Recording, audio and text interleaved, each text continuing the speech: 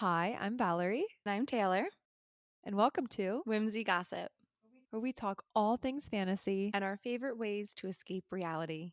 Today's We episode, are talking about my personal favorite Archeron sister, and that is Nesta. Nesta. Well, Mhm. maybe I'm she's so like a toss. I don't know. It might be, there's maybe a toss up between her and Feyre right now. I'm not going to lie. really.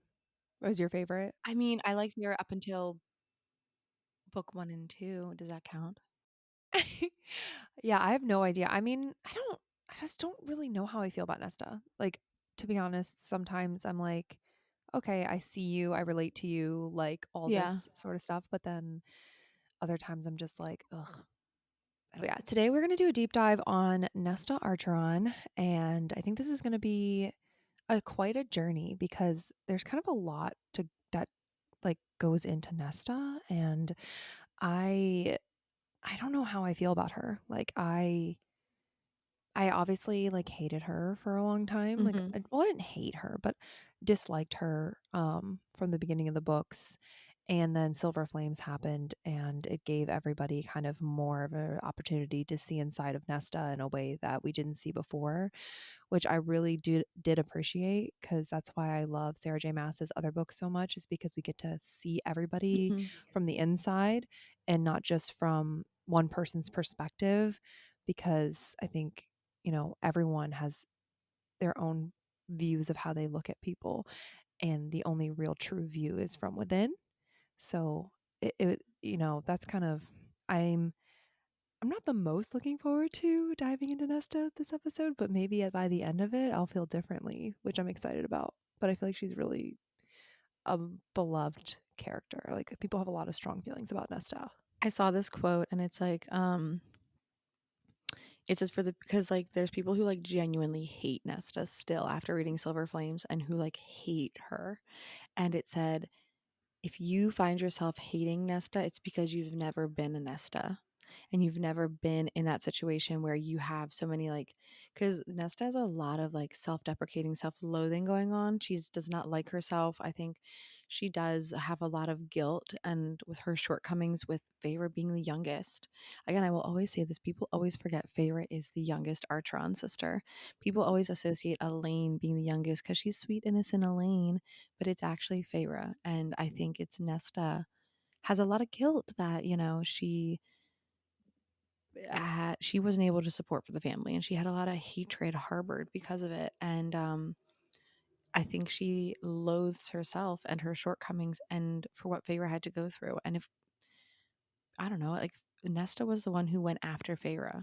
So, I guess let's start at the beginning, Nesta book 1, and Yes. talk about our first impressions of Nesta. So, I think my first impressions in just book 1 was, um, wow, like, her sisters, both of them are awful, but particularly Nesta, because she was more, Elaine's kind of like little Elaine, like, all with the flowers, but Nesta's like this, like, very bold presence. She's a very powerful presence in a room, and I was just like, wow, like, your sister is a bitch. Yeah, she is. She What was your first impressions of her? I kind of got the same thing. I was just kind of like, gosh, like I guess I noticed, like, I guess they want three stark differences in sisters. And that's what I was reading it as. I was like, oh, Sarah wants them to be so different from each other, like very clear cut. Like, Feyre is the responsible, like, I'm going to support the family. Like, she does what has to be done. And Yeah, then, she achieved that for yeah. sure. And then Elaine, I looked at it as like, oh, she's just like the innocent little dainty one. And then I looked at Nesta as just like the mean older sister. And I was like, okay, Sarah just wanted them to be so different. And Nesta, I did think she was just like this awful, mean older sister. And I Yeah. really thought she was like vain, and it didn't paint her in a good light. No, definitely not. And so yeah, I think we're meant to feel that way about her at the beginning of the books. Like, we're meant to kind of dislike her strongly, and how she treats Farah. So Nesta's background, she's the eldest daughter of her family. Hmm. So she's the oldest, which I also think is really interesting, because she has this like overprotectiveness with Elaine, but Farrah's the baby. She's the Mhm. youngest. And you would think that like the eldest sister would be not only wanting to protect the middle one, but especially wanting to protect The baby. the youngest one like in the family. So it's like really interesting that Sarah chose like that dynamic, I guess, like the middle sister getting to be like, because usually the middle child is the one who Nesta kind of acts more like a middle child to She me. does. Like Elaine acts like the baby and Farrah acts like the oldest. It's completely out of order. Like they're not the stereotypical, you know, I think it's this interesting. is not a shot at Elaine or anything, but I think it's Nesta looks at Feyre as, okay, you can handle yourself. Like Hmm. if you're put in a situation, you can get out of it. Like you can take care of yourself. And I think she looks at Elaine like Elaine could not survive. Like she has to take care of Elaine because Elaine, I don't know if they just painted this image of her, like her Yeah. family, like painted the image that she's just this pretty little dainty thing and that that's all she is. There's nothing more to Elaine. And I don't know if because they painted that image of her, that's what everyone thinks she is, and even Nesta, because I do think Elaine has so much more to her than we've actually seen. I definitely agree with you. And I honestly, I hate that. Like, I hate that that is They like a put her in a thing. box. But yeah, but no, I hate that. It's always like I feel this personally. So like I feel like I can relate to Farah a lot. In especially these early times in the book, like with my personal family and sisters and things like that. Like a lot of people look at the person who kind of has it all together or the person who kind of holds things together and keeps the family going and keeps everyone, is always there for everybody else. Everybody else forgets to be there for that person. Yes. And so it's like it sucks because it's like you're kind of almost being punished for being the one who was willing to step up. Yep. And it kind of that like sucks. And I've definitely felt that before because I'm like, you give so much so to everyone around you, and then but everyone doesn't. They don't. They're like, oh, well, we don't have to worry about Val. Like, oh, we don't have to worry about Farah because she's got it. She's fine. And it's like you almost get punished for being that like strong person. Yeah. You know what I mean? It's, but I don't really know how one would like fix that. And you're like, or like how we would reconcile with that. I think it's more or less like we see Nesta reconciling with that throughout the series. Like we see her being Yeah. appreciative of Feyre and seeing like how amazing she is. And I think we even see notes and Nesta's jealous of Feyre and Hmm. how she's loved by so many people and everyone just loves her. So I think we definitely see that in this story. So I think that's kind of how you reconcile with it because towards the end of the book, you do see a change in Nesta and Feyre and their Yeah, dynamic, definitely. you know? Definitely. But like just in general, like I think as far as like humans go and like different relationships, like I guess it really does take like it would take that communication and hopefully like explaining that for people to realize like hey, like I know I think I seem like I have it all together, but like I need someone too, Mhm. or like I need support as well. Like I Yeah. might not look like I do, but I do.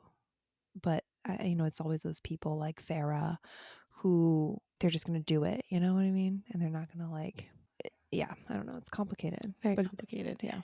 Nesta was the eldest of her family, and she was born into, their family was very wealthy, high society, merchant class. Like her dad was a very rich merchant. And so you have like her living this more luxurious life where she's used to, having The finer everything, things.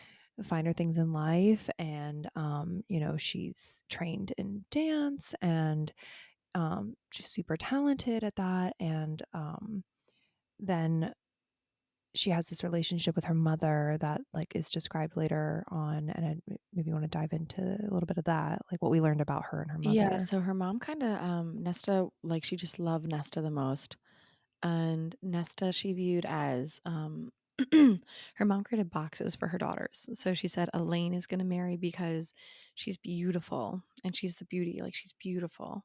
And then Nesta was gonna marry for power because that's just who Nesta was. And I don't remember what she said for Feyre. I think Feyre was just kinda there for her. Poor Poor Farrah. Feyre, I know, she was just kinda there because she was so invested in Nesta and Elaine, um, that I'm pretty sure, like, Feyre was just kinda there, and Feyre was also really young.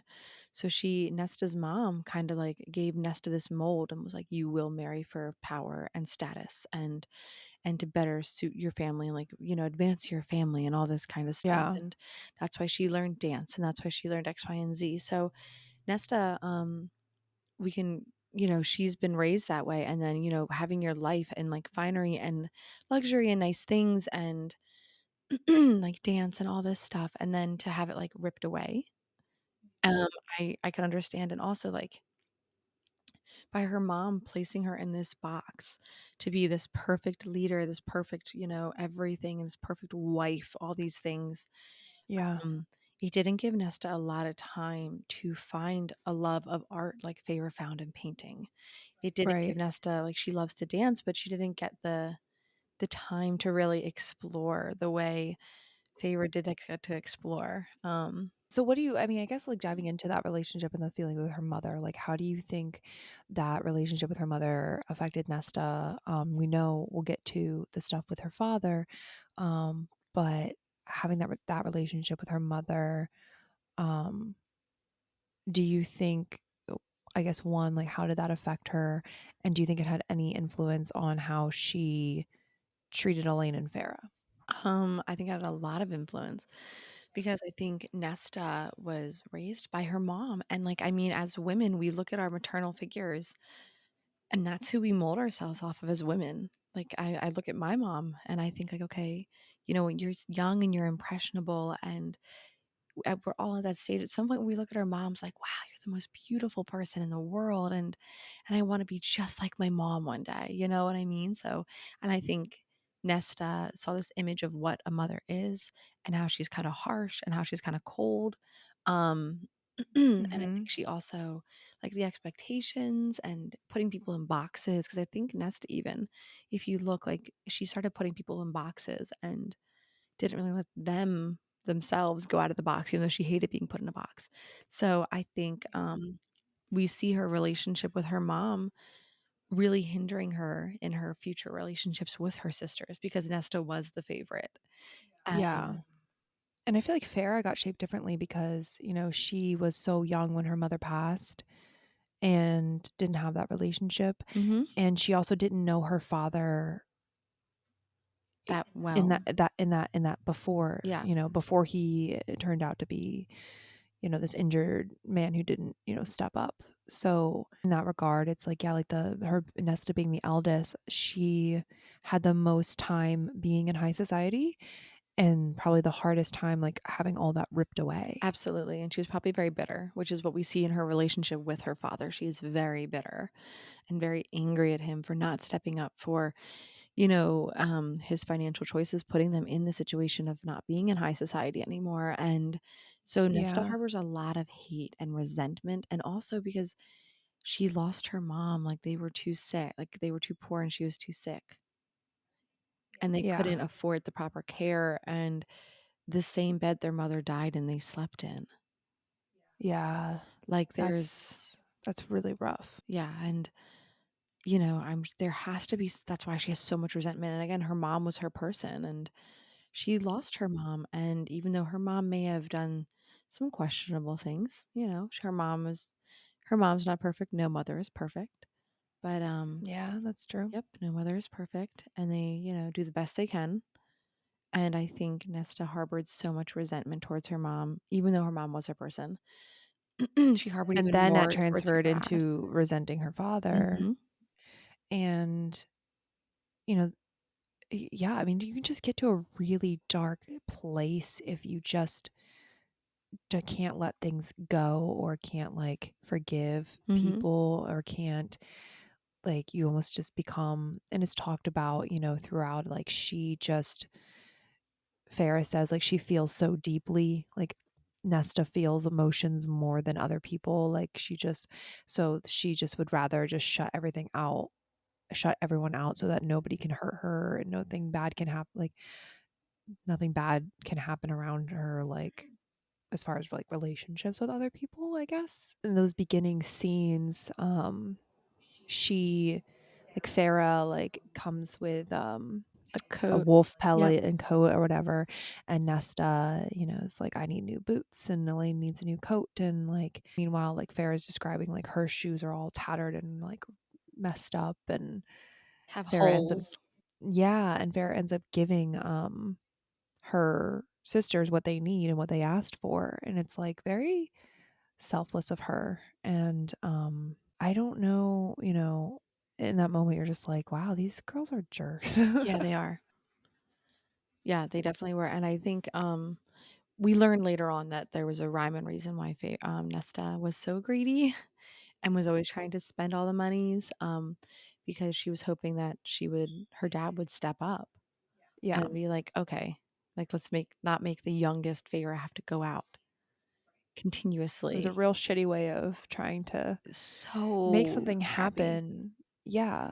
And that this must be really difficult to not only have the problems with her mom and then her mom's timely death, but then to watch her father just like wither away and become somebody that wasn't even going to like try to do Mhm. anything to get them to have food on the table and would just like basically what she felt like was like let them die, Yep. his own daughters. And it's like, wow. And that's really hurtful to like a child. You're like, my parents supposed to protect me. They're supposed to feed me, shelter me, take care of me. But in the meantime, she's like leaving Farah to do it all on her own. So it's like she's so consumed with making her dad like realize that I feel like she just like forgets or isn't realizing in that moment like what she's doing to Farah. Yeah, I think she's only thinking about, like, she's so angry, her anger is clouding her judgment. So then Tamlin comes and takes Farah, and Nesta is not affected by the glamour, Mhm. which is really interesting. And I think is kind of like that foreshadowing of showing like how kind of Powerful she is. powerful she is. Yeah, the fact that she Her wasn't affected mind. by that. It's her mind that is so powerful. Tamlin comes and gets Farah, and they're all like and stuff, and then like Nesta's trying to like protect Elaine. Like poor Farah. Literally, she's got oh my god, she's got the worst. Yeah, she just has, like, the crappy end of the stick. She really does. But yeah, so Nesta isn't affected by the glamour, so she's able to remember everything, which I think is super interesting. Like she isn't Again, it's her blinded. mind, like, her mom said Nesta would marry for power because of her mind. She's so sharp and she's so smart. Hmm. She is just so Strong-willed as yeah, well, like very strong-willed and like unrelenting. oh yeah, like if I'm gonna go down, you're going down with me kind of mentality. Like fuck you, like That's why I love definitely. her.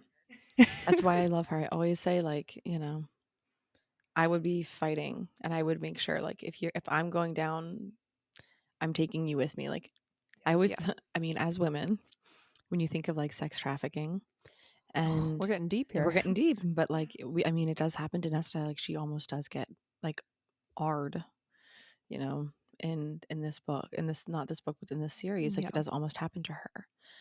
Um, and I just feel like, as women, there's, that fight or flight sometimes, and I would fight.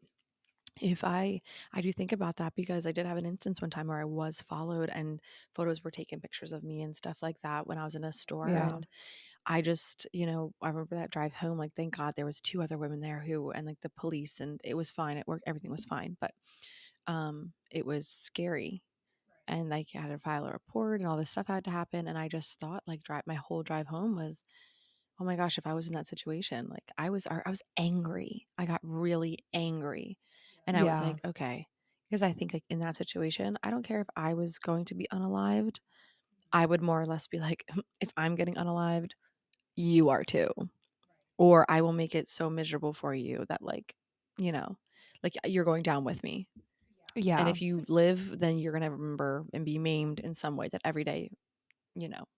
I don't know. It's just, like, one of those things, like, and I Yeah, she's definitely understand like that gonna gouge your will. eyes out.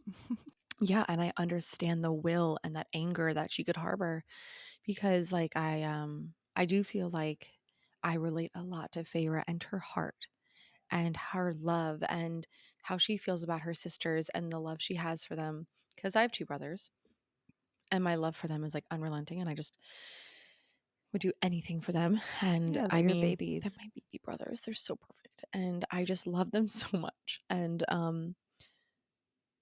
I can see Feyre, but then I also have parts of me where I see Nesta because I am the oldest sister.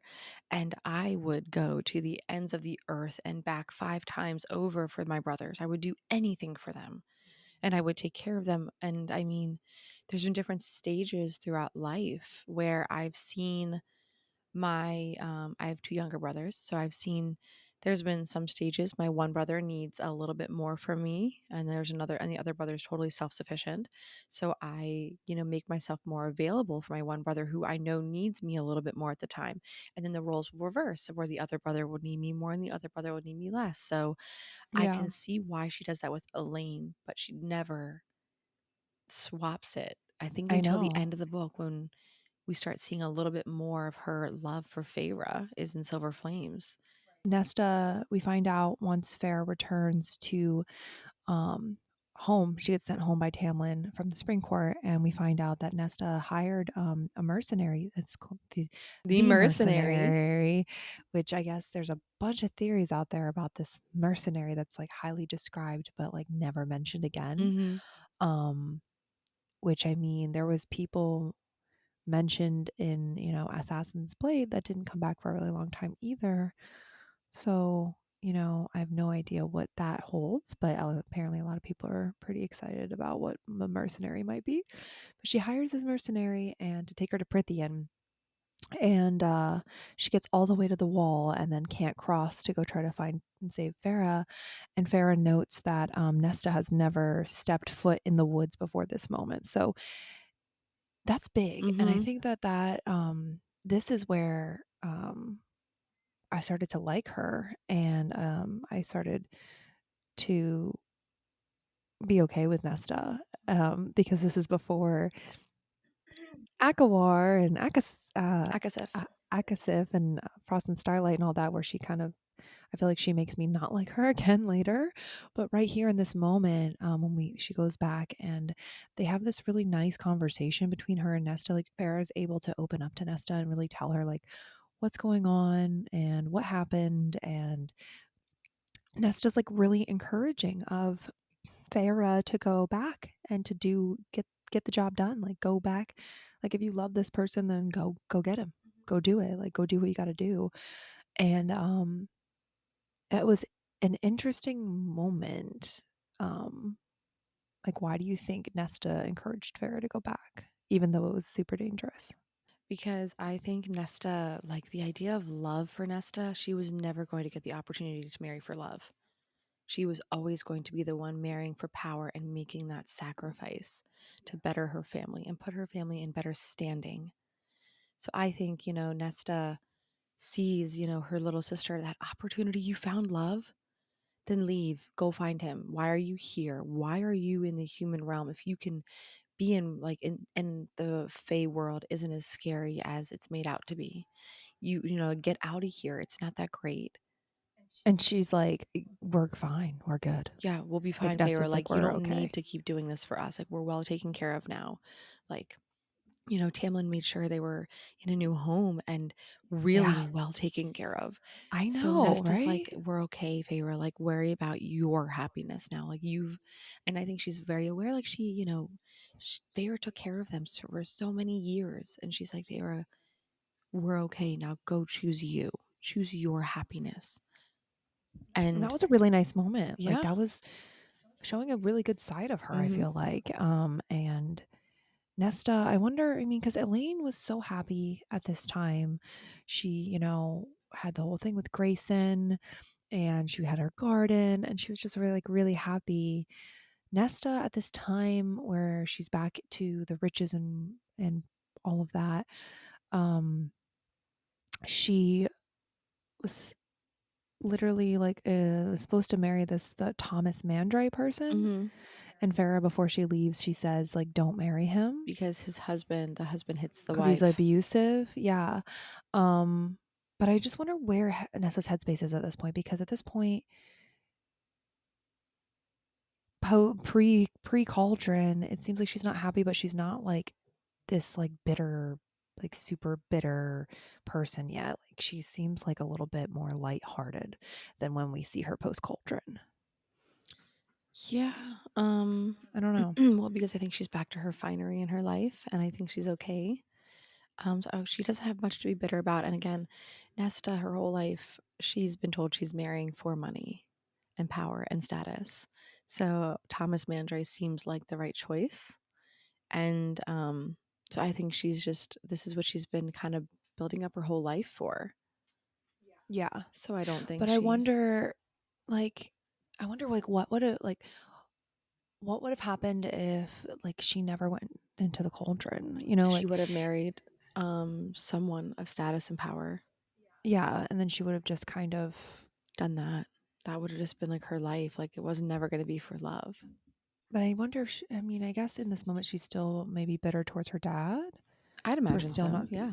not stepping up Yeah. Her dad still still, hasn't even stepped though up. they're back to riches and Yeah. stuff like that. Well, no, her dad technically stepped up because, they found the ship with all his money. And side note, just to say, Tamlin went and sent someone to heal Feyre's dad's leg.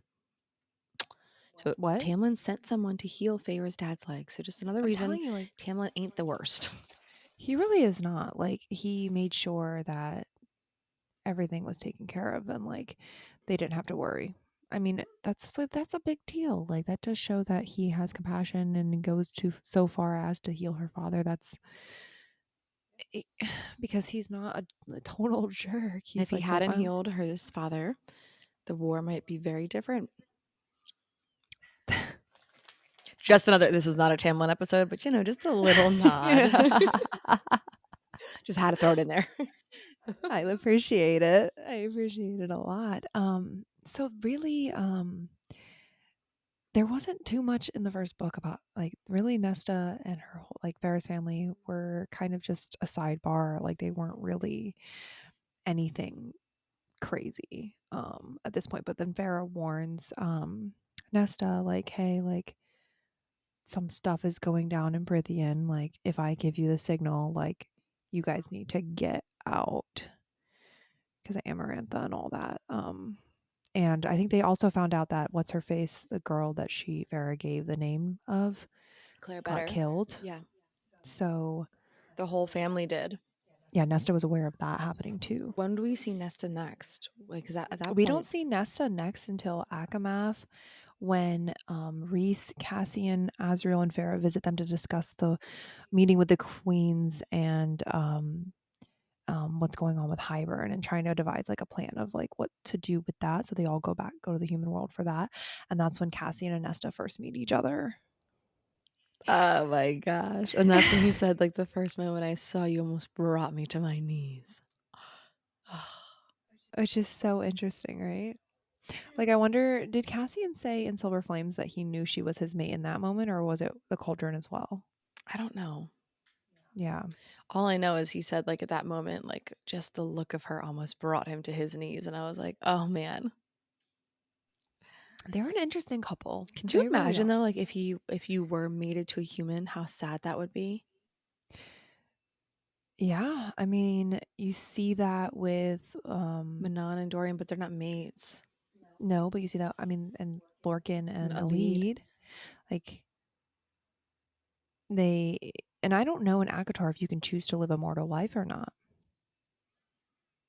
I don't think we've seen an example of somebody giving up their Immortality. immortality to live with their human person and die with them like we did in Throne of Glass. Yeah, that would be awful. I mean, because that's what it would have been like for Reese Mm-hmm. and Cassian. Like they would have never, they potentially could have never ever met their mates, That's scary. and then they would not. Would they just not have a mate? I don't know. Because if you only get one, and if you only get one, and that person's human, and you don't even have the mating bond like snap into place Because they're until human. right. Maybe, well, mating bonds are supposed to be rare, so maybe. Not in SJM's inner circle. They're not rare. I feel like the only reason they're not rare is because they're high fae. That's true. I think like high fae have a higher chance of having a mating bond than like lesser fairies. Or like half. So maybe that's why they say they're super rare Yeah. because they're just among the like elite people. Yeah. How rude. How Well, maybe rude. it's because they have, like, a higher level of magic, so they Yeah, they have, did. like, a higher level, of awareness, or maybe it comes with, like, the magic calls to magic and power calls to light calls Like to calls light, to like. you know? Maybe. Maybe that's why. I mean, it's possible. So yeah, we don't see Nesta for quite a while.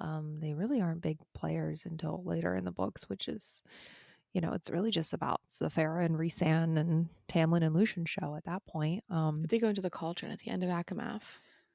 Yeah, they do. So they go there, and I guess in like a deleted scene, from Akamath, called Wings and Embers, which I have to read because I didn't even know that existed. Apparently, they took it out of the book, but it was It's really cute. It starts Cassian. out with, like, Cassian's, like, circling the top of her house, like, "Oh my gosh, oh my gosh, oh my gosh," like, Really? so nervous.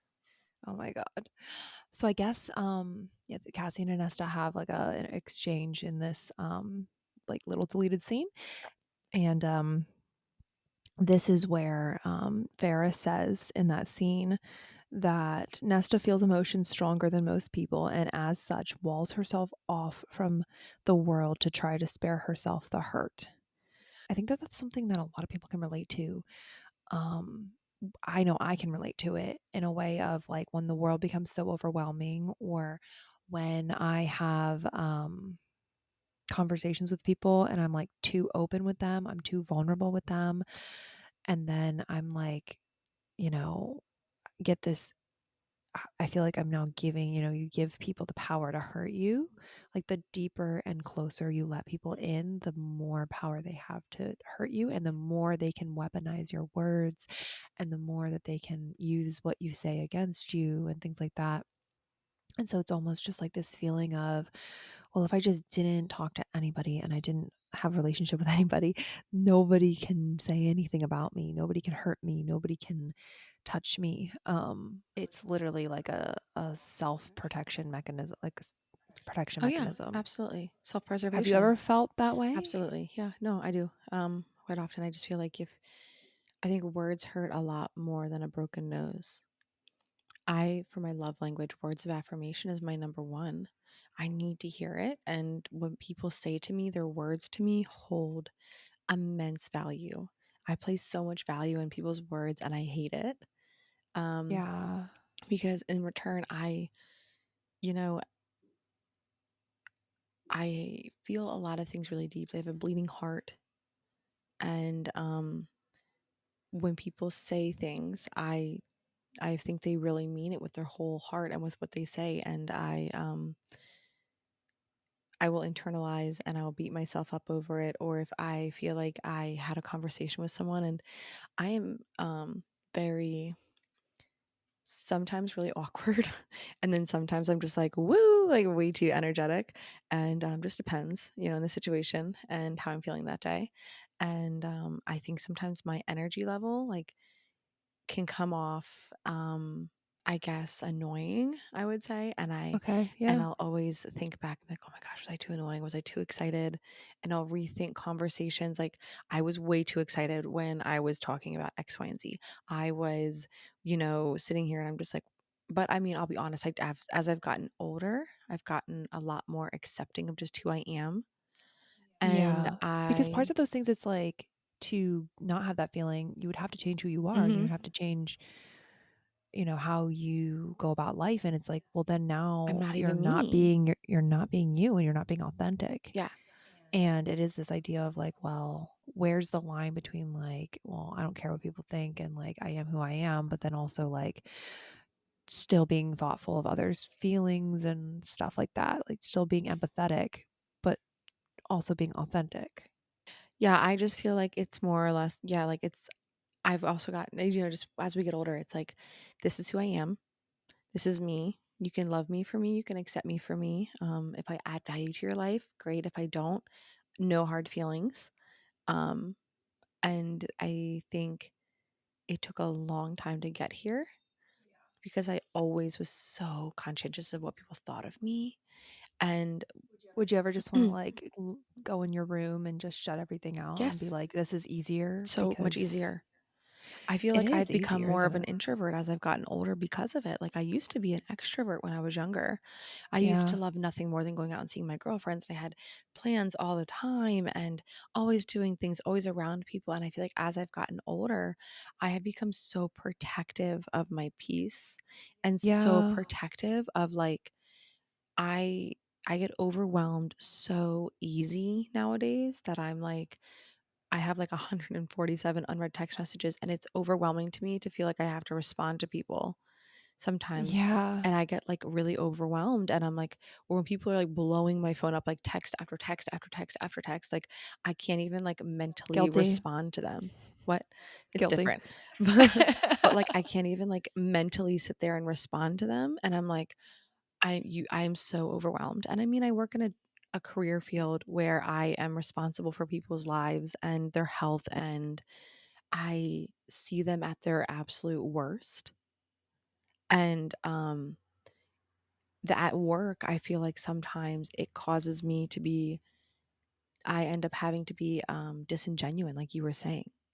I do feel like I have to maintain this facade at work because part of my job is I'm in radiology. So when somebody has a broken bone or somebody has cancer or something and I can see it on my x-ray, I have to sit there with a smile on my face and be like, okay, and they're asking like, oh, do you see anything? And it's like, oh, I'm not the doctor.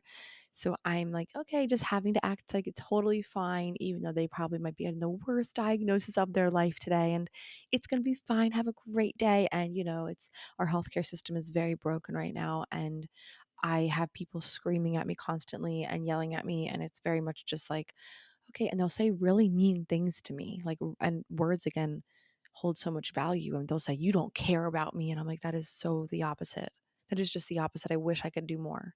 And I think because of my job and as I've gotten older, I have become so protective of my peace and like what gives me happiness and what gives me sanity. And like, this is a whole tangent and I'm so sorry, but like, it's me now finding like I love nothing more than to just be home and by myself and reading a book and don't talk to me. I don't want to, do things every single day that I'm off work. And some days I want to just, I just want to stay home. And Yeah. letting people in is still easy for me, but there's a little bit more of a wall coming up just Yeah. because I'm like, oh my gosh, if I let more people in, that's more people I have to care about. And that's more people that like, and I'm so afraid that my care is going to turn disingenuine because my care at work has become not You can disin only spread yourself so thin. yeah. And that's what sucks about it too. Is like the bigger your circle, the Mhm. harder it is to maintain those Because I want to make sure sometimes. everyone gets like the most genuine version of me. And when they Exactly. talk to me, 100%. I'm not just going to give them like a generic response. Like I want my responses to be genuine and I want to allot them the time they deserve and the response and love they deserve. But I work a lot and I have this podcast and it's so I see walls coming up sometimes. Yeah.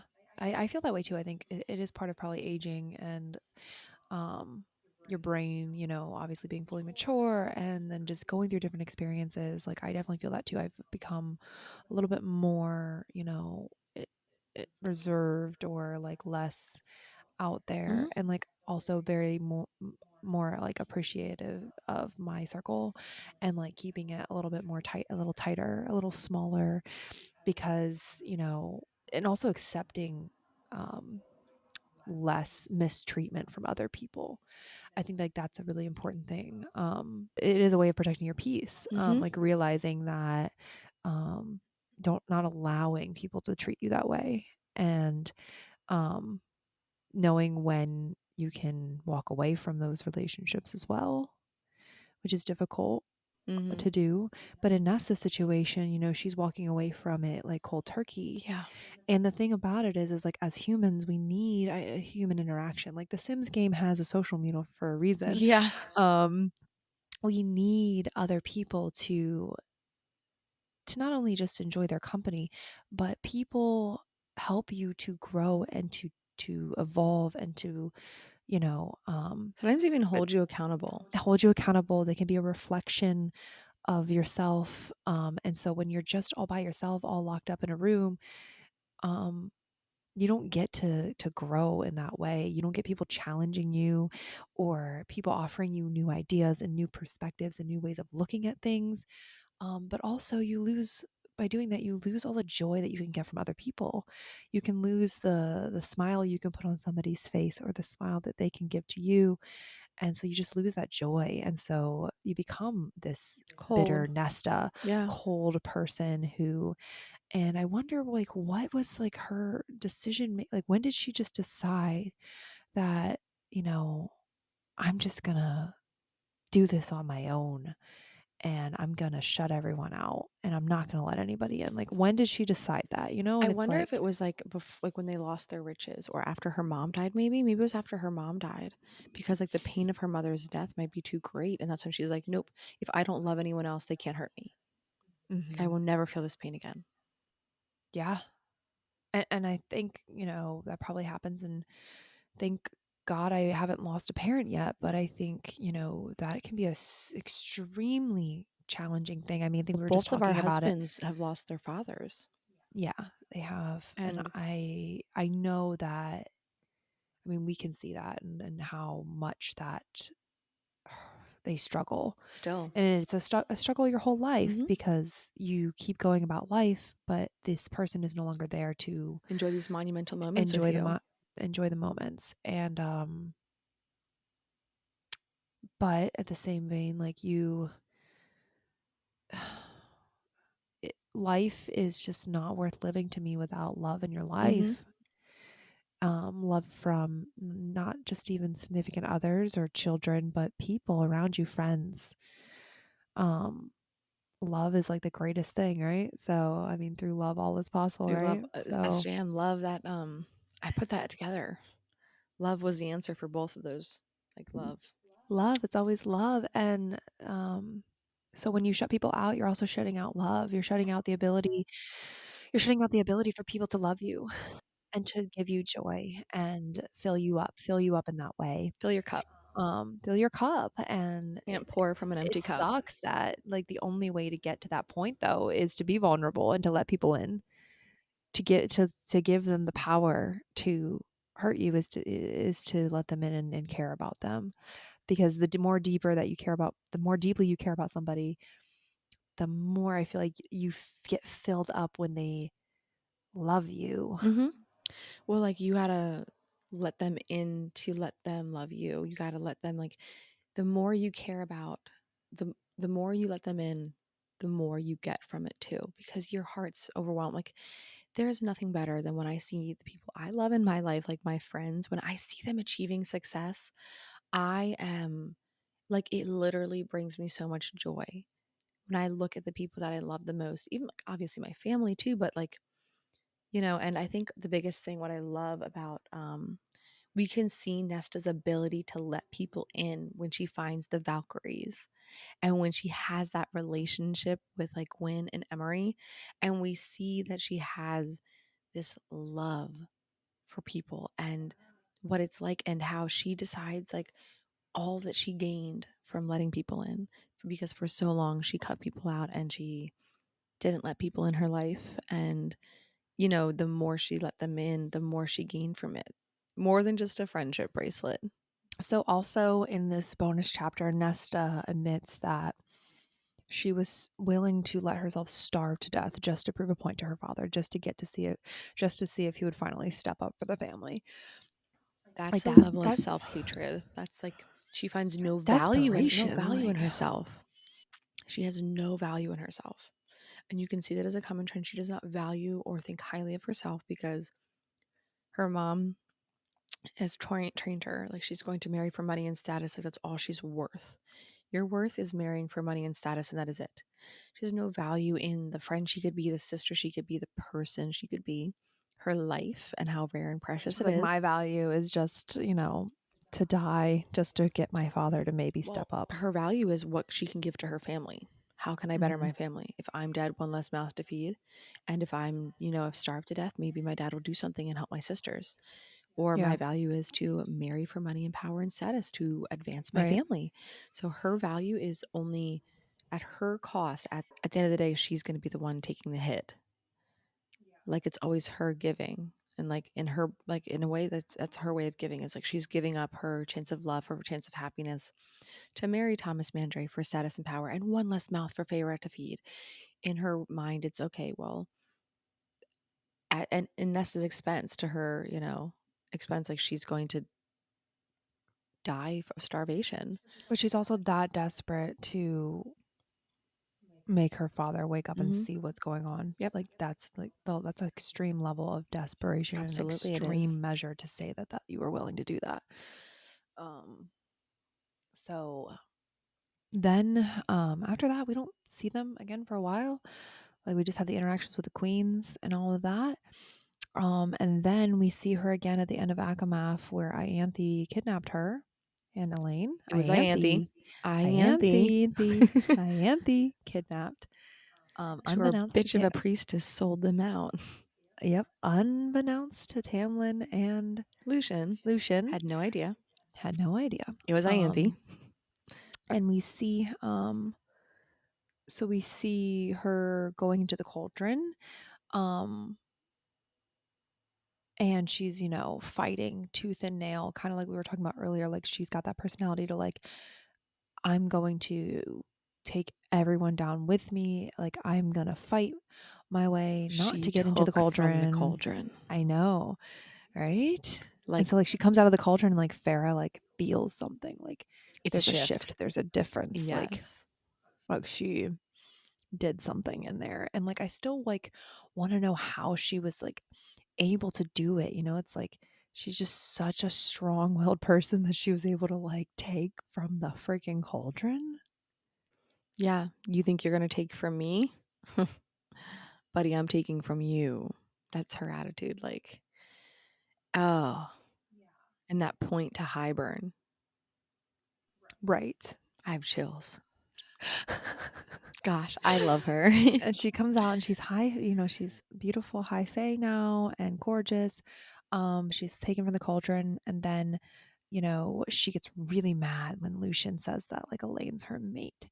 And it's crazy because in this moment we could have had Lucian saying that to Nesta. Mm-hmm. And I can't even see it that way. Like I can see like Lucian's kind of got the funny, like sarcastic banter. Like he's always got like A a comment. slot. He's always got something to say. But I wonder what it would have been like With him and Nesta? had that happened in that moment. He goes, my mate. Well, because Sarah J. Maas originally was going to I make know. Nesta and Lucian mates, for those of you who don't know. That was the original game plan. It's crazy. I think And what do you think? I think How would that have played out? Lucian would have kept Nesta, like all of her like snarky comments or like her mean comments. I think he would have combated it with snark. And I Yeah. feel like they're both fire signs. And while I think Cassian also combats it well, Cassian calms her fire. Cassian hones in her fire, where Lucian would fuel her fire. Yeah, I think so too. Yeah. So we have, that whole situation. Um, and Nesta's like pissed off and, immediately like protective of Elaine. And after this, like she's, you know, now adds another piece of resentment towards Feyre for no reason. It's not her fault. I mean, it kind of is actually her fault because she told Ianthe everything, but She they didn't probably know would have. better. She didn't know.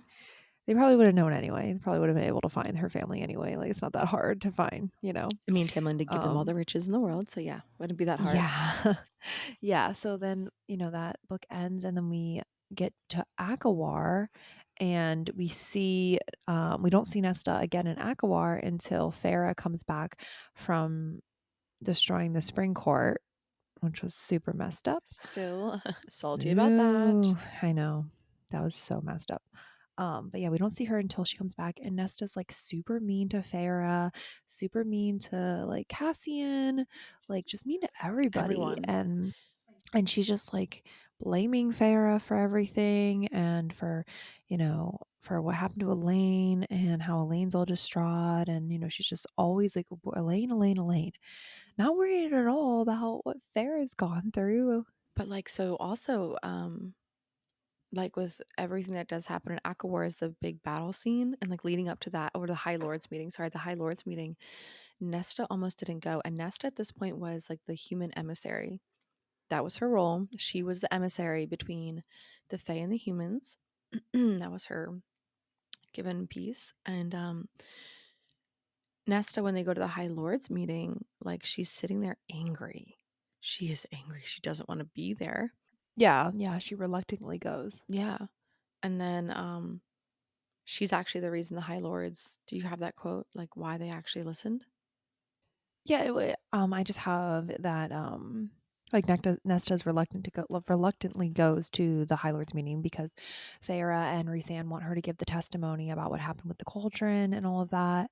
And she when she goes, half the High Lords are trying to walk out, like they don't want to deal with it, and she actually then gives a speech and it convinces everyone to come back and sit down at the table again. Um and Like before live through her that, I think it's trauma. interesting. Yeah, and I think before that, it's interesting that like Cassian was trying to train her, and she was like, "No," and then she starts training with Amryn, and so at least like in this moment, she starts developing at least a connection with somebody, Someone and it's Amryn, and I wonder if it's because Amryn is kind of like made as well. she's made as well, but like Amryn, I feel like in Nesta's personalities, I feel like they were the closest at that time, like they were the most like each other, and so like they could get along. And so I think it's like nice that they developed that friendship. And so she wasn't completely alone. She had at least one friend, which was Amryn. Yeah. So then the High Lords meeting happens and she's really useful in that. So And useful. so useful.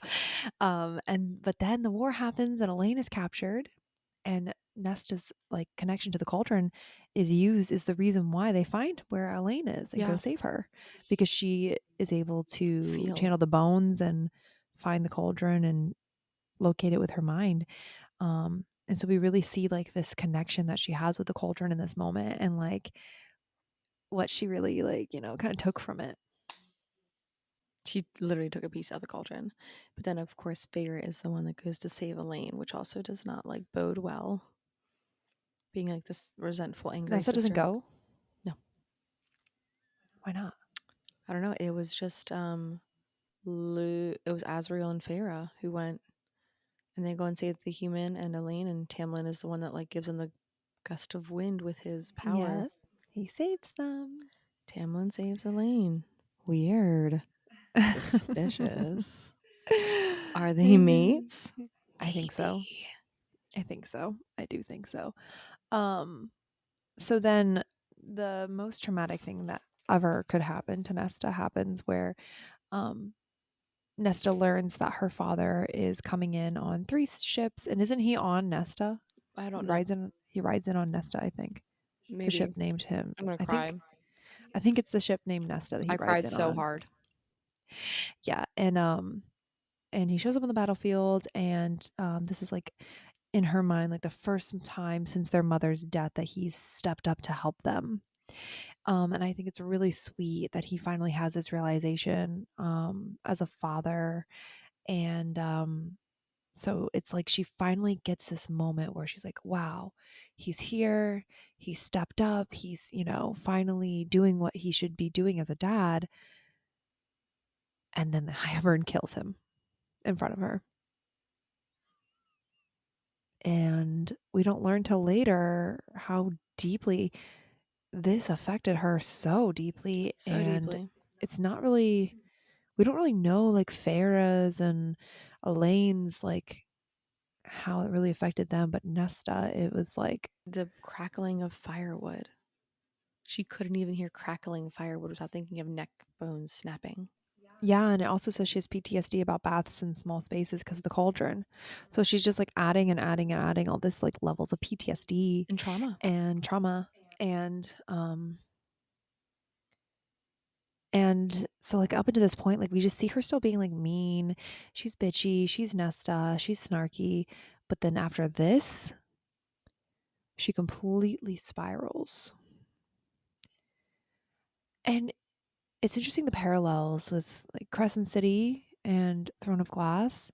Both have female characters who have Trauma. trauma happen to them and they both kind of spiral in their own sort of ways.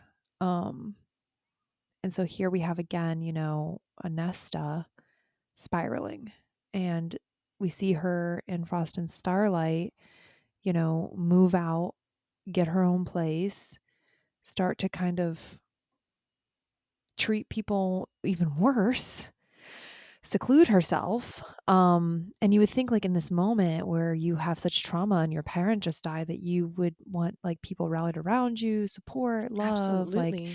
you wouldn't want to just like wall yourself off and then drown your. I mean, I guess some people do.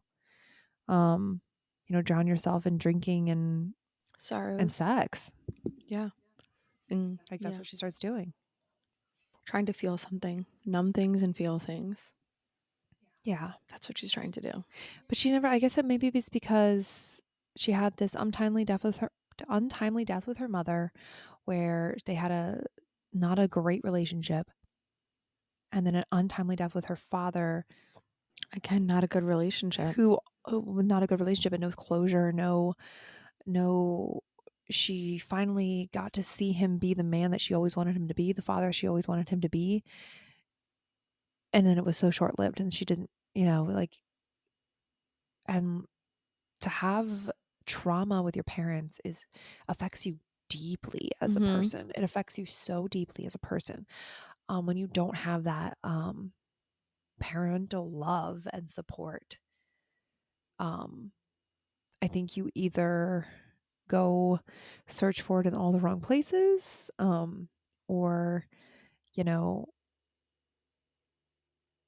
you either do become like an Elaine or an Nesta, to be honest, because Elaine, she just became very like almost sheltered, like almost Closed like off. childlike, like eh, like unwillingness to kind of grow up, sort of, and like wanting to be a little bit babied, I feel like.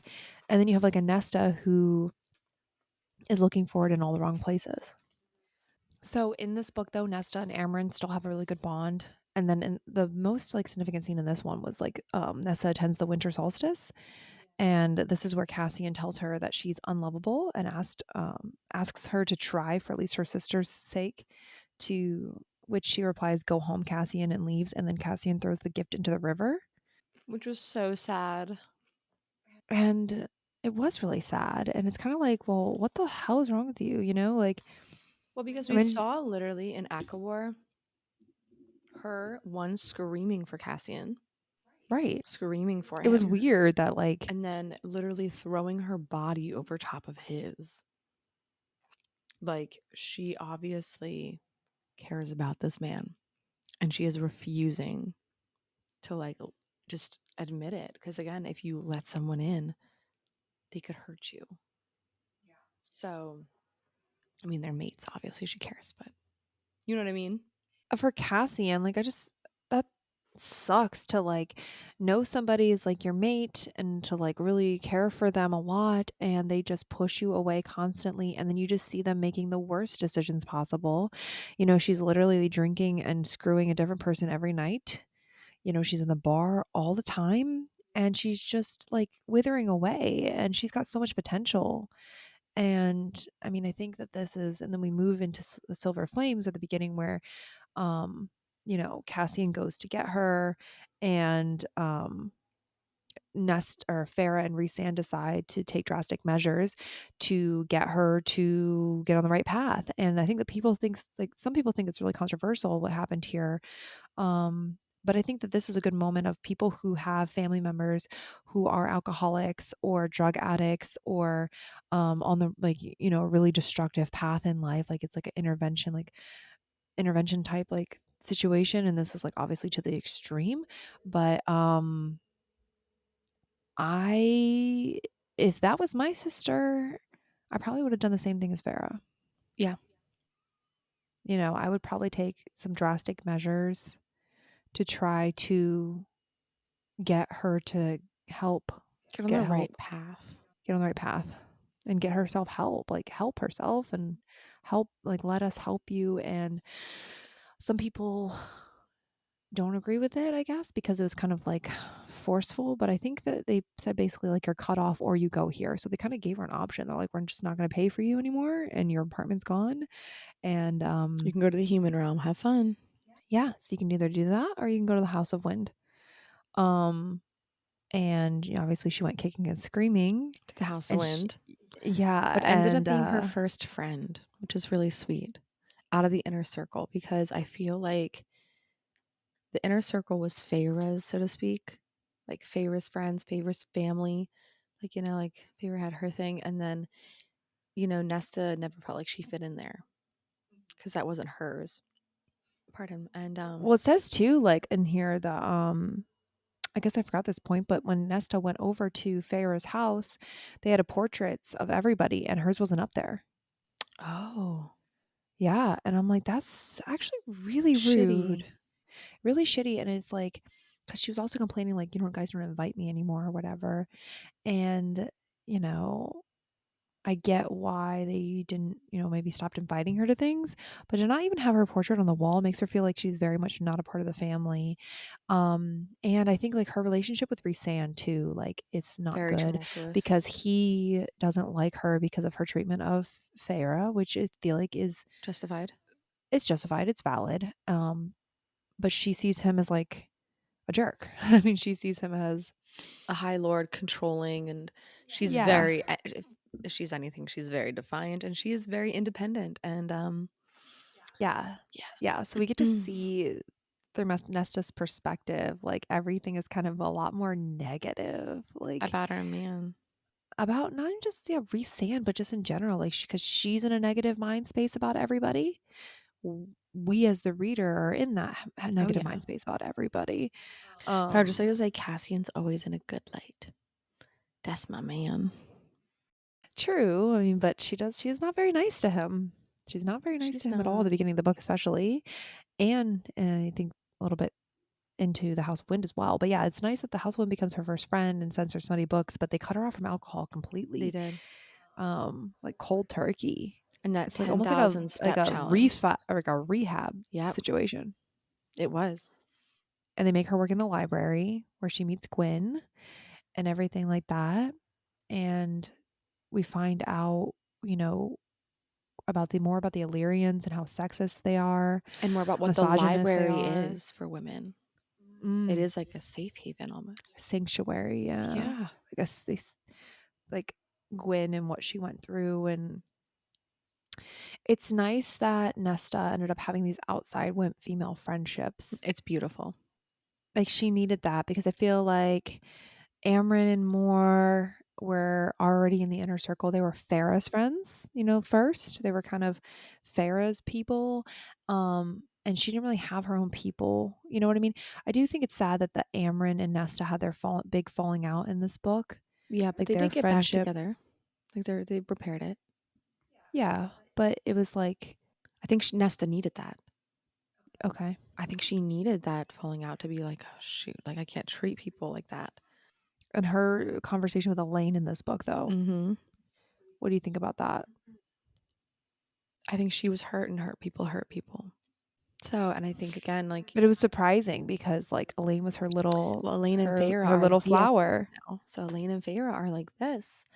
And, she feels like ostracized. And she, it was always her and Elaine, her and Elaine, her and Elaine. And so she definitely feels like the odd man out, ostracized. So her picture's not on the wall. Like she feels out of it. Like she is just literally unlovable in her mind. No one wants her. So she's mad and she's hurt. And she double downs on it though. Yeah. She makes herself unlovable. Mhm. That's the thing though. She's doing it to Yeah. herself Well, I think and she's then like, reaping the consequences of it and then being mad about it. yeah, yeah, Like you can't treat everyone in your life like shit and then expect them to love you. to love. Well, I think that they do love her. They do love her because Lane loves her. They wouldn't be trying with her unless they loved her. But you can't expect everyone to mm, continue to put up with it because they don't deserve to be treated that way. And, it's like almost to a point where it's like, I love you, but I'm not going to put up with the way you treat me. And at some point, it's like I was saying earlier, people in your life you have to cut out because you're like, I'm not going to accept this anymore. I can care about you all day and I can love you very much, but I can't change you. And I think that's so like they were at such a desperate point where they're like, we can no longer, like, we've tried. Everything. This is our last chance to see if you can come to it on your own, if you can figure this out, Mhm. And then like also with her powers and the dread Dread trove trove, and all yep. that. Like all this is like I think she knew like all this power was within her too. Like she was like felt it like it was bad though. Well, And so I if you think she wanted to don't like have a suppress that. release of power, you go insane. That you have to be able to release some of that power every now and then so you don't go crazy. We learned that with Reese. He's like, it was in Akamath, and he's trying not to use his power at all. And um it was right before the cabin scene and the wings, and like, he was flying around and he's like, I'm trying not to use my power so they can't track it. But because you don't use your power, it's literally like eating at him, like he's going crazy. So I'm sure Nesta not being able to release her power is also probably just going like not helping this at all. And now she's spiraling even worse. So I imagine she's like, oh my gosh, like everything is just going downhill. So, and it's Yeah. funny because we see her starting to train her body, and in the process, she's training her mind. And then she's working on her powers at the same time. And we start seeing this healthy version of Nesta coming out. Yeah, And it's definitely. amazing. It's so amazing. And if we want real quick, just a shout out to her best interest, Alexandra and Cecilia. If you want a really good podcast episode on the relationship with the Valkyries and the importance of female friendships and relationships, their podcast episode was really good, and they really did a great job chatting about the importance of female friendships and how it's so like well highlighted in this book. So, shout out to her best interest if you want to check them out on Spotify as well. Definitely, definitely check them out. I guess let's talk about where Nesta is at the like now, like going into Akatar book 6, like where do we think we see Nesta at the end of Akasif, having saved Farah, having kind of repaired things with Elaine. She has her girls, she has Emery and Gwyn. Like she's kind of in such a better place now. She's married to Cassian. She changed her womb to be able to have children with him. I do think it's very interesting that she didn't change Elaine's. Mhm. And I don't know why, because I'm like, she knows something we don't know. I don't know, probably not. But I don't like where do we see her character going from here? Like she got a whole book. Will she just I mean, I feel like she'll probably just kind of I don't know, will she fade back into the background? I Will hope she be not. more about what she was in the first 3 books, like kind of less significant, especially now that like her power is diminished. I mean, she can, and we have the 3 made items. I just wonder what her role will be going forward in the books. What do you think? Do you have any Um, ideas? I think her and Cassian are gonna have a baby, A little girl. a little girl. And I also, so I said this before. I think Nesta's gonna be. For those of you who want a really good representation, go check out our Instagram and TikTok. I have a theory on what's gonna happen with Nesta and Cassian, and I think when it comes to Coach J or whoever the big bad scary anything is, um, on what's it called in the next book, I think it's gonna end up being like he's gonna unalive Cassian or he's gonna kidnap Cassian, but I think he's gonna unalive him or injure him so badly that she's going to think that he's like unalived, and that is going to literally drive Nesta insane. Yeah. And I think she's going to spiral, but spiral into she's taken magic from the cauldron before, and I think she's going to take it back. And I think Mm. I use the best example of how I can say it as a Scarlet Witch when she's battling Thanos and she lands and she says, "You took everything from me." And So sad. he looks at her and goes, "I don't even know who you are." And she said, "You will." Yep. I know. I just got chills. I just got chills from Because I that. think Nesta's going to show up wielding the But do you mask. think she can still wield though? Do you think Absolutely. no, without the cauldron power, do you Yes. think she can still wield everything Yes. even if she doesn't take power Yeah, back? because the cauldron I don't think took everything.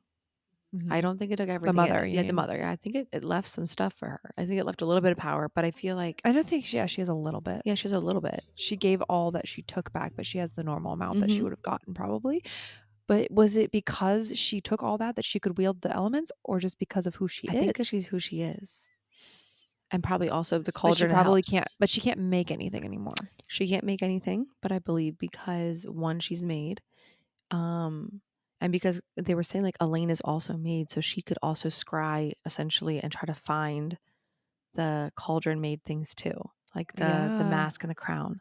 So like, and that's Yeah. Nesta was like, no, no, no, but like because I think Nesta is made, and then the items she personally made, like the daggers and ataraxia, Mhm. Mhm. I think Nesta, we're going to see a very powerful, like, Yeah, I will say I did not like the ending as far as her giving her powers well, back. like think about it this way, like I didn't like it. if she was high fae when she went in the cauldron, right?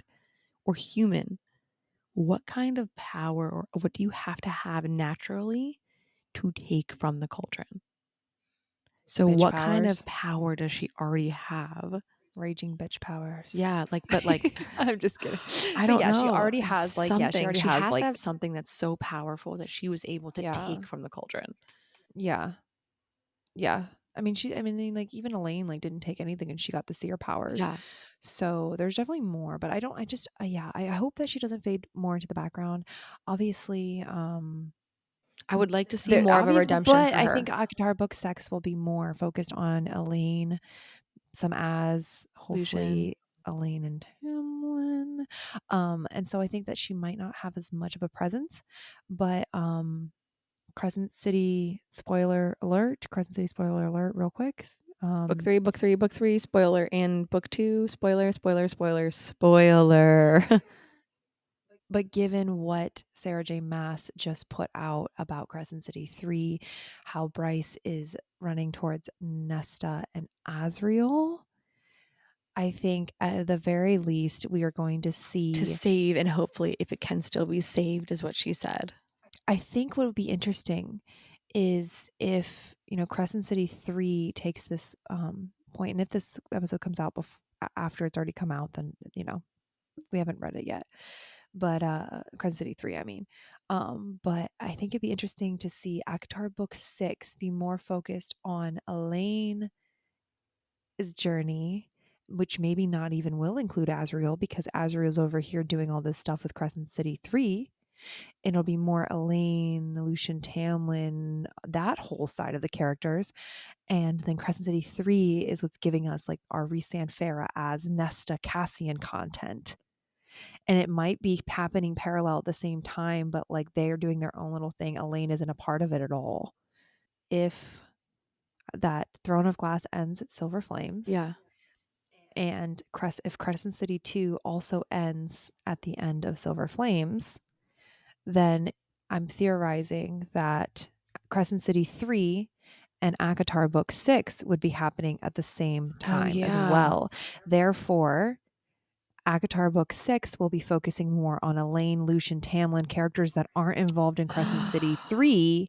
And Crescent Oh, City 3 is going to give us Nesta, Azriel, Farah, Rhysand characters. oh my And they're having their gosh. own separate journeys at the same time. So I don't think Akatar Book 6 we will see a lot of our other heroes. It's going to be Mm, Elaine's journey, and she's going to be separated from the Night Court who's dealing yeah. with this Crescent City shit. Yes. That's my prediction. And you know what? I cannot wait to read about our friends again. I can't wait. I So can't soon. wait to read about Reese and Vera and Cassian and Do you Nesta. think that that's probably kind of what's going to happen? Yeah, I could see it. Yeah. Yeah, I could totally see that. Which makes the theory about Elaine and Tamlin, I feel like, even more strong. Yeah. Because if Elaine is not in this Crescent City 3 book, they're gonna she's gonna have a lot of characters not present. So who's left to be like entertaining? Yeah. It's Tamlin. It's Tamlin.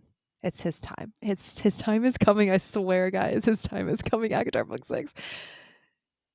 And then I don't know what's coming next, but after whatever happens with Crescent City 3, and then we get Avatar book 6, I think we'll have a really good idea of what's going to be after we'll that. get Throne of Glass book Throne of 9. Glass. No. They're coming back in Crescent City 3. They're definitely coming.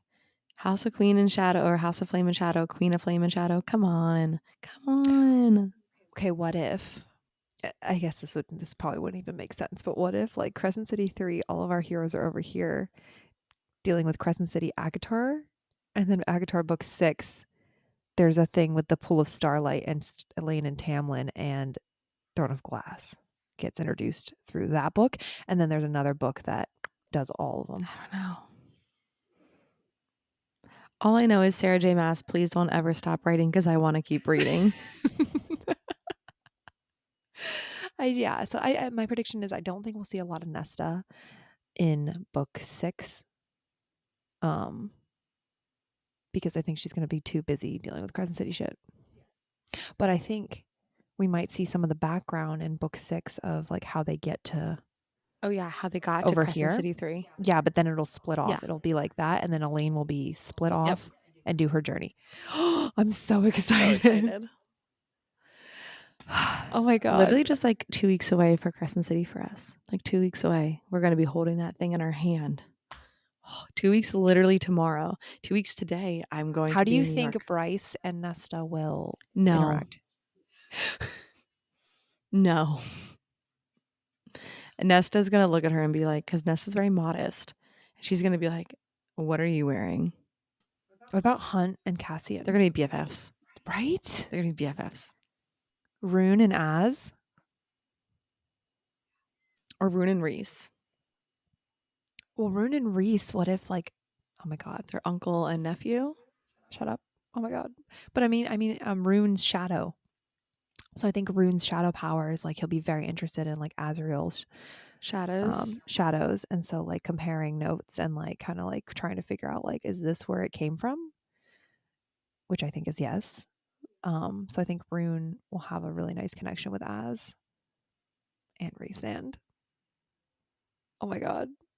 Is going to be, Oh my God. Oh, if gosh, I Crescent need. City 3 confirms that Rune is related to Rhysand, I literally think I will throw the book across the room in a happy way. Like, I can't even believe this is happening. Okay. What? I will throw the book across the room in a happy way. Like, I'll be like, ah, like throw it up in the air, like, oh my God. I will be freaking out. I will be freaking out. I've been trying to avoid. Apparently, it got leaked, so I've been trying I to avoid it. know.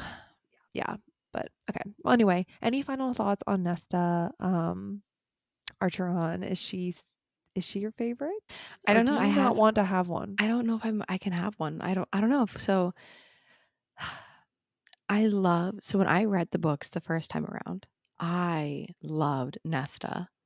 She's been my girl, and I think it's my older sister and me that like I'm just like I love her and I And get it. Cassian is your And guy. Cassian's my guy. And I And married a so Cassian. I married very much a Cassian. So that probably helped. that You were like, so she gets him. That I want to be that girl. I mean, yeah, I think that Anyone who gets Cassian. anyone who gets Cassian, you're my favorite because I want to be you. I mean, that definitely played a role, but I did like Nesta because I loved her journey.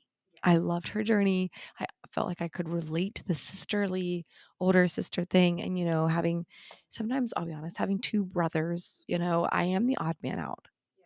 So like in Silver Flames, like my brothers are ridiculously close because they both are boys in sports and they played sports together. And I They have a mean, lot more to relate, yeah. And then I with was the always female just like, experience. They don't have that. no. And I was just kind of like the sister. So I understand the feeling of being the odd man out sometimes and feeling like you can't, you're not as connected to them, but you love them because of your siblings. And I am the older sister. And so I feel like I could relate to her and some things that she went to and how I don't have a sister and I hold my friendships so close to me because I don't have a sister.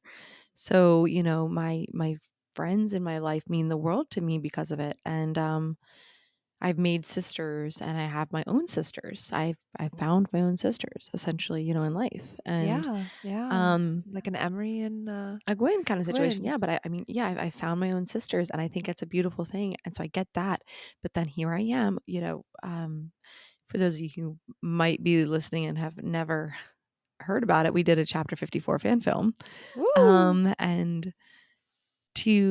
and in that fan film, I played Feyre, and in that moment, I did not like Feyre. I was Team Nesta, so I had to go back and I had to read, and I had to change my brain a little bit Yeah, coming yeah, from yeah, Feyre's yeah. point of view, Right. and, I guess, like, when I realized certain things, like, a younger me would be more of a Feyre, and as I've grown up, I feel like I'm more of a Nesta. And, like, younger Taylor was like, "Yes, Feyre, 100%," because, I'm Sagittarius, she's Sagittarius, and the thought of being trapped in a house and that really bothered me, and I was like, "Wow," so I really related to Feyre, and then with the blue fairy and the healing and the bleeding heart for so many people that I constantly feel like, "That's me," I'm like, "Wow, I really feel like I can relate to Feyre as well," and I And then yeah. but then I love Nesta, and I mean, I don't know anything about Elaine yet, so maybe Yeah. I'll find, like I always say I'm more of an Elaine because I feel like I have brown eyes and brown hair, and I'm like, "Oh, I'm an Elaine," but, like, in reality, Yeah. I feel like I'm a mix between Nesta and Feyre, truthfully. Yeah. Well, it's like and even still, like, we just why put ourselves in boxes either, Mhm. like, we can have a little bit draw a little bit from each character, which is Absolutely. great. I think Nesta really shows us, like, even when you think you're unlovable and even when you are an addict or, in a really really self-loathing situation or you are, uh, in this pit of like despair and cutting everyone out and thinking that you're unlovable, going down a destructive path, right? Like you're in a destructive path. You don't have to stay there. Nope. And, you know, for all of the Nestas out there, like you are loved. People do. There is somebody who cares about you. We care about you. We care about you, but I guarantee there's Yeah. somebody out there that cares about you and loves you and or there will be people if you just let them in to get to know you. You're not unlovable and you can rise above those feelings and it's like if you're a Nesta in somebody's story, if you're Tamlin in somebody's story, like We are cheering for we're your here. Yeah, redemption. We are yeah. cheering for your happily ever You can be after. you can get better and get healthy and We're here for you. yeah, we're definitely here for you. And you're not, it's a don't believe the lies that you tell yourself Absolutely. because a lot of times we tell We're the ourselves hardest. we're the hardest on ourselves and we tell ourselves lies every single day that aren't true. And that is why we need our friends and the people we love to tell us that, that they love us and that it's not true and that especially women, I think we're extremely hard on ourselves as far as our Society is so appearances. hard. Yeah, with how we look and how we act and how we everything that we do in our lives, we self-criticize and we need other people in our lives to be like, "No, you're beautiful. You're lovable and you are wonderful and you have these really amazing qualities."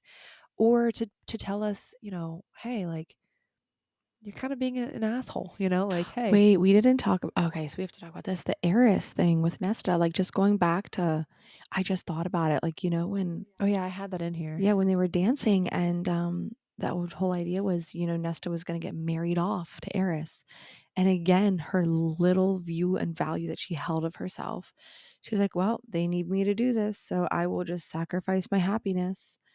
And Yeah. all I can think of in this is gonna sound crazy, um, in this moment is if you know her Morally Grey Nesta on TikTok, she did a version of this, when she was like, "I'm not with you, I'm fucking you." It was with her and Cassian, and he's like, "Yeah, because you would never be with someone like me," and she was like, you know, you are good Cassian and I am not. Like, you were the only good thing. Like, and I'm Yeah. angry at everyone who's ever hurt you. And I hate that I am one of those people. And you have this moment, and all I can think of is Grayson's rendition of it on TikTok, which is so beautifully done. And she really captured the emotion in that moment. And you're just sitting there thinking, like, Nesta really looks at herself as so horrible and has no self-confidence as she Yeah. puts it off that she has self-confidence, but it's only It's so a it's it's a a facade. facade. Yeah. And It's a protection. yep. And you know, we really see in that moment what she feels about herself. Yeah. And I mean, Like I said, like Farrah said, and I think she was right. Farrah said Nesta feels emotions more deeply than most other yeah. people. She So feels very deeply, and therefore, you know, the hurt runs deep when it happens. so this is the end of the episode, and you said you were curious if your opinion of Nesta was going to change. What do you think? I'm I mean, curious. I think, gosh, I think that I I don't dislike Nesta. I really don't because I'm very much a Nesta at times. I can have, say mean things to the people closest to me and then have that feeling of like, well, why do I even have people close to me because then I wouldn't be able to hurt them and they wouldn't be able to hurt me. It goes both ways, right? Like I don't want to hurt people that I love. I don't want to say mean things to my husband, Eric. Like I don't want to make him feel sad or mad or whatever. Um, so I understand that. And so I do sympathize with her. I don't know why I'm like literally starting to You're cry, but crying. I know because people are imperfect and it shows an imperfect person, a person seemingly unlovable who got out of it and found love. It's a hopeful story, I think, to a lot of people who are struggling with self esteem, self confidence, resentment, hate, Oh, all of those things. It's a hopeful story that you can get out of your situation and you don't have to be in this constant state of self destruction forever. And you can find new friendships and you can find a Gwen and an Emery and a Cassian and people are out there to love you. So yeah. she's crying, and it's gonna make me cry. It's nice to have those stories written that aren't just perfect people. Mm-hmm. That's just She so wrote relatable. somebody who people can dislike, but then at the end root for. And I love that because we are so multifaceted and life is not perfect. We are not perfect. No one is So, perfect. no one, Taylor and I, which is a lot of our themes in our podcast and things, we believe in redemption stories. We believe in people being able to change and being able Happily to ever grow. afters. And nobody is above redemption, nobody's above forgiveness. And that's the message. Mhm. So if you're feeling like you are unforgivable, unlovable, that you are, not worthy of those sort of things, you are. You just have to put in the work to change, and you can do that. You can do that.